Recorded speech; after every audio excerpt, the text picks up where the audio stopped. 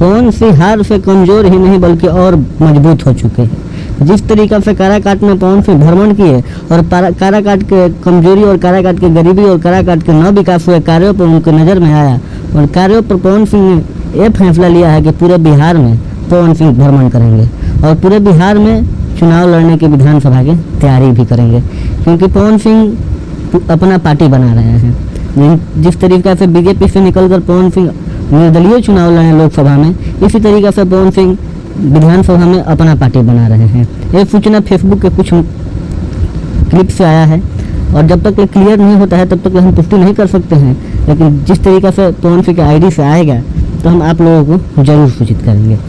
हम आपसे बता दें कि पवन सिंह बिहार में अपना पार्टी बना रहे हैं। जिस तरीके से आरजेडी पार्टी है, यादव के वोट बैंक है और बीजेपी पार्टी है, बड़े जातों के वोट बैंक है, उसी तरीके से हो सकता है कि बाबू साहब के लिए एक बना रहे होंगे पवन सिंह, जो पार्टी का अभी तक ले नाम घोषित नहीं हुआ। जब नाम घोषित होगा तो हम आप लोगों को बता देंगे।